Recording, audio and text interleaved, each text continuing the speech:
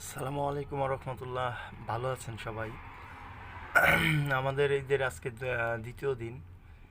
তো আমি গাড়ি নিয়ে বের হয়েছি আজকে। কিছু করার নেই, যেহেতু চাকরি করি, গাড়ি নিয়ে বের হতেই হবে। আমি এখন আছি চান্দুরা।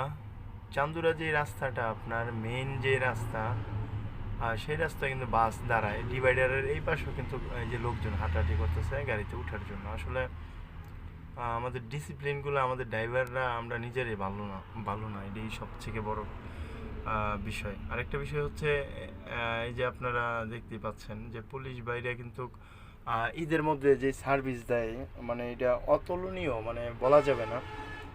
প্রচুর পরিমাণের ভালো সার্ভিস দেয়, এবং ওনারা অনেক ঈদের মধ্যে খুবই কষ্ট করে, এবং কি রাস্তা কিন্তু একবারে ফাঁকা থাকে ঈদের মধ্যে।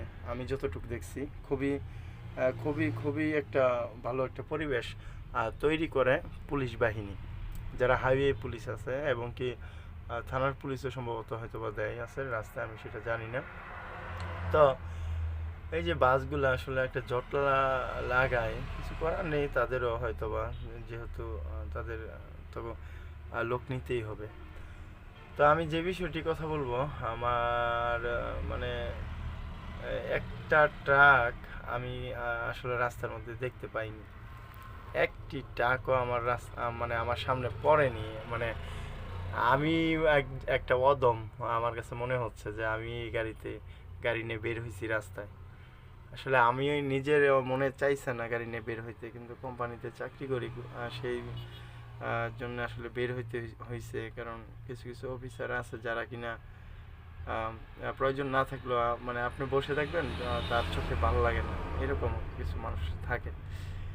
তাই আর কি আমার এক কথায় বলতে গেলে যে বাধ্য হয়েই বের হয়েছি, কারণ ঈদের পরের দিন মনে চায় না কাজ করার জন্য। কারণ 12 মাস গাড়ি চালাই। বাস চালানো আর ট্রাক চালানো অনেক ডিফারেন্স। আমরা 12 মাস এই রাস্তাঘাটেই কিন্তু ঘুমাই। তো একদিন দুই দিন সময় পেলে বাড়িতে থাকতে মনে চায়। বাচ্চারা কান্নাকাটি করছিল, কিন্তু থাকতে পারিনি।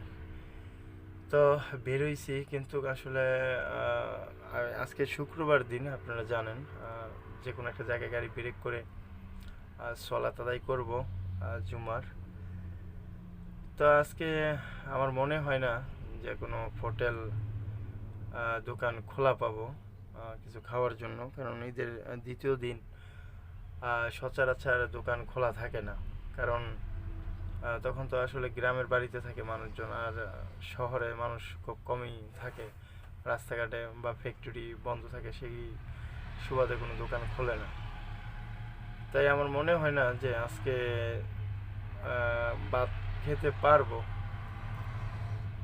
বড় কোনো হাইওয়ে রাস্তার পাশে কোনো দোকান খোলা থাকবে কিনা আমি একটাও এই পর্যন্ত দেখি নাই আমার সামনে।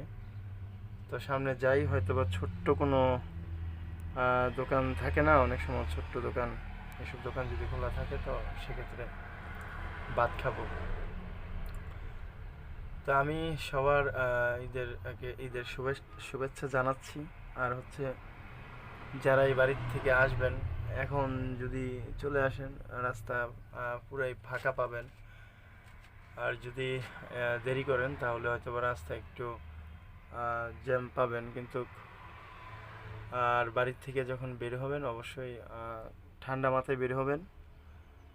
উত্তেজিত মাথায় কোনো কিছু করবেন না, তাহলে বিপদে পড়বেন। বাড়ি থেকে বের হয়ে আস্তে ধীরে আর কি আপনার যে গন্তব্যস্থল, সেই গন্তব্যস্থলের উদ্দেশ্যে বের হবেন বাসা থেকে। আর ঈদ কেমন এক একজন কেমন কাটাইছেন, যারা আমার ফ্যান ফলোয়ার আছেন, আমার বন্ধুরা, জানাবেন অবশ্যই।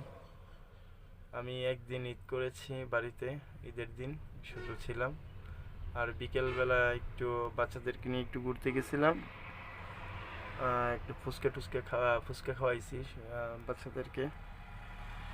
পরে আমার বাচ্চারা যখন ঘুমাইছিল সকালবেলা, ঈদের দ্বিতীয় দিন, ঘুম থেকে আইসা পড়ছি। তো আমার বাচ্চা আবার আমাকে ফোন দিছিল দুপুরবেলা, যে বাবা কোথায় তুমি, তুমি কোন সময় বাবা চলে গেছো কখন। তো পরে বললাম যে বাবা আমি তো আইসা করছি, আর সকালবেলা তোমরা যখন ঘুমাও। পরে আর কি বলবো, পরে বললো ঠিক আছে। তো আমার এই হচ্ছে আর কি আমাদের লাইফ স্টাইল। আলহামদুলিল্লাহ, আল্লাহ তাআলা সুখে রাখছে, আলহামদুলিল্লাহ। যাকে যেই স্থানে রাখছে অবশ্যই অবশ্যই অবশ্যই সুখে রাখছে। আল্লাহ যেন সবাইকে ভালোভাবে রাখেন, সুস্থ রাখেন, সে কামনা করি। আল্লাহর কাছে দোয়া করি যেন সবাইকে ভালো রাখেন। আমাকে একটু ফলো করে দিবেন।